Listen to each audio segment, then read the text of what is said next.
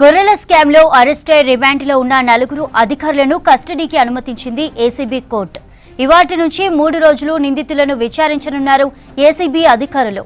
ఈ కేసులో 2 అసిస్టెంట్ డైరెక్టర్లు, 1 deputy director, 1 district ground water officer Ravi, Aditya Kesavasai, Raghupathi Reddy, Sangu Ganesh arrest అయ్యారు. వీళ్లు ప్రైవేటు వ్యక్తులతో కలిసి బినామీ ఖాతాలు తెరిచినట్లు అధికారులు గుర్తించారు. 2,10,00,000 రూపాయల బిల్లులను బినామీ ఖాతాలకు మళ్లించినట్లు బయటపడింది. దీనిపై మరింత లోతుగా నిందితులను విచారించనున్నారు ఏసీబీ అధికారులు.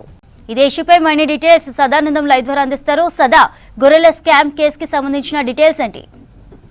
చంద్రిక, గొర్రెల పంపిణీ స్కామ్ లో ఏసీబీ ఇన్వెస్టిగేషన్ స్పీడప్ చేసింది. సో ఇప్పటికే పశుసంవర్ధక శాఖకు సంబంధించిన మొత్తం 4 అధికారులను అరెస్ట్ చేసింది. సో అరెస్ట్ చేసి కూడా 3 డేస్ అయింది. సో వీళ్ళను విచారిస్తే మరిన్ని వివరాలు ఈ కేసుకు సంబంధించి బయటపడే అవకాశాలు ఉన్నందుకు కూడా నాంపల్లి ఏసీబీ కోర్టులో పిటిషన్ వేశారు. కస్టడీకి ఇవ్వాలంటూ ఈ 4 నిందితులను కూడా 5 రోజుల పాటు కస్టడీకి ఇవ్వాలంటూ పిటిషన్ వేశారు. సో దీంతో నాంపల్లి ఏసీబీ కోర్టు ఈ రోజు నుంచి 3 రోజుల పాటు కస్టడీకి తీసుకోండి అంటూ కూడా అనుమతి ఇచ్చింది. సో దీంతో ఈ రోజు మరి కాసేపట్లో సెంట్రల్గూడలో ఉన్న ఈ 4 అధికారులను, నిందితులను ఏసీబీ అధికారులు కస్టడీలోకి తీసుకొని మెడికల్ టెస్ట్ అనంతరం బంజారా హిల్స్ లో ఉన్న ఏసీబీ ఆఫీస్ కి తీసుకొచ్చి అక్కడ ఇన్వెస్టిగేట్ చేయనున్నారు. యాక్చువల్ గా ఈ కేసుకు సంబంధించి లాస్ట్ 2 years బ్యాక్ ఈ గవర్నమెంట్, అప్పట్లో ఉన్న గవర్నమెంట్ ఇక్కడ ఉన్న కొంతమందికి యాదవులకు, కుర్మ వాళ్లకు ఈ గొర్రెలను పంపిణీ చేసింది. దానిలో భాగంగా ఒక్కో యూనిట్ కి 20 గొర్రెలు, దీంతో పాటు ఒక పొట్టేలుని ఇచ్చింది. సో దీనికి గాను వీళ్ళు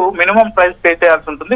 మిగతాదంతా కూడా గవర్నమెంట్ పే చేస్తుంది. సో ఈ గొర్రెలన్నింటినీ కూడా వీళ్ళకి పంపిణీ చేయాలంటే పెంపకందారులైన గుంటూరు, ప్రకాశం, అలాగే దీనికి సంబంధించి అటు నెల్లూరు, ఈ 3 జిల్లాల నుంచి మొత్తం 120 యూనిట్లను అప్పట్లో ఒక కాంట్రాక్టర్ కి అప్పగించింది ఈ పశుసంవర్ధక శాఖ. ఆ కాంట్రాక్టర్ అక్కడి నుంచి గొర్రెలను 120 యూనిట్లను తీసుకొచ్చాడు. కానీ ఆ బిల్లులు అధికారులతోటి కుమ్మక్కయ్య అతను వేసుకున్నాడు, కానీ ఈ రైతులకైతే చెల్లించలేదు. సో దీంతో వాళ్ళు 4 రోజుల క్రితం ఇక్కడికి వచ్చి మాకు బిల్లులు రాలేదంటూ గచ్చిబౌలి పిఎస్ లో కేసు పెట్టారు. సో దీంతో ఏసీబీ ఈ కేసు టేకప్ చేసి ఇన్వెస్టిగేషన్ చేస్తుంది. యాక్చువల్ గా ఈ కేసులో ప్రధాన నిందితుడు కాంట్రాక్టర్ మొహియుద్దీన్, అలాగే అతని కొడుకు ఇక్రముద్దీన్, వీళ్ళిద్దరి అకౌంట్స్ లో వీళ్ళు ప్రైవేట్ గా అకౌంట్స్ ఓపెన్ చేసి, సో దానికి ఈ 2,10,00,000 ఈ అధికారుల సాయంతో ఈ బిల్లులన్నింటినీ కూడా ఈ పెంపకందారులకు పంపించాల్సిన బిల్లులను వీళ్లకు ట్రాన్స్ఫర్ చేసి 2,10,00,000 మళ్లించారనే అభియోగాలతోటి ఇన్వెస్టిగేషన్ అయితే ఏసీబీ చేస్తుంది. సో ఇప్పటికే వాళ్ళిద్దరి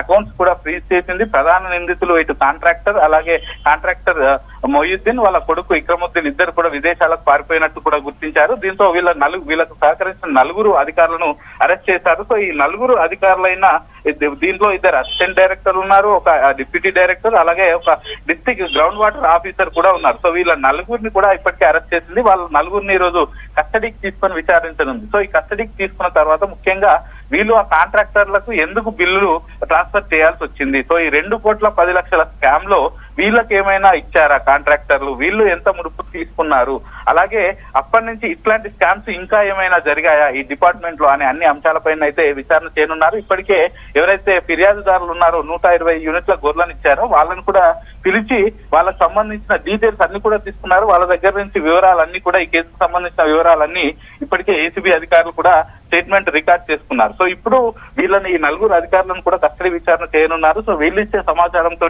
ఈ కేసులో అయితే మరింత ముందుకు వెళ్తామని ఏసీబీ అధికారులు చెప్తున్నారు. Right, thank you Sudha.